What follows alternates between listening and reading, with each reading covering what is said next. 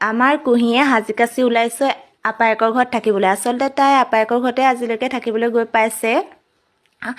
আৰু যিহেতু পিহুৰ বাৰ্থডে আছিলে সেইবাবে আমি 11 তাৰিখে গৈছিলোঁ পিহুহঁতৰ ঘৰলৈ। আৰু আমি আমগুৰিত পিহুলৈ বুলি এখন চাইকেল লৈছিলোঁ। আচলতে মই নহয়, পাপাই দিছিলে নিজৰ নাতিনীয়েকক। আৰু আমাৰ কুঁহিয়ে চাইকেলত উঠিবলৈ পাই ননমাই হৈ থাকিলে। তাৰপাছত চাইকেলৰ দোকানত যিমান কেইখন চাইকেল আছে প্ৰত্যেকখনতে যেন তাই উঠিব তেনেকুৱা নিচিনা কৰিছে। আৰু তাইক মই ভিডিঅ' বনাই থৈ দিছিলোঁ অকণমান দেউতাকলৈ পঠাবলৈ বুলি। আৰু তাই চাইকেলৰ পৰা ননমা দেখি লাষ্টত মই ক'লোঁ যে ব'লা আমি আইচক্ৰীম খাওঁ। আৰু সৰু সুৰা কেইটামান বজাৰ কৰি আমি গাড়ীত উঠিলোঁ। ইয়াৰ পাছত আমি গ'লোঁ ডাঙৰ বাৰ ঘৰলৈ, কাৰণ ডাঙৰ বাৰ ঘৰত দুইটা ভাগিনীয়ে যাব ডাঙৰ মাহীয়েকৰ ঘৰলৈ, অৰ্থাৎ আমাৰ পিহুহঁতৰ ঘৰলৈ যোৱা কথা আছিলে। আৰু বাহঁতৰ ঘৰলৈ গৈয়ে সিহঁতৰ মানে ষ্টাইল আৰম্ভ।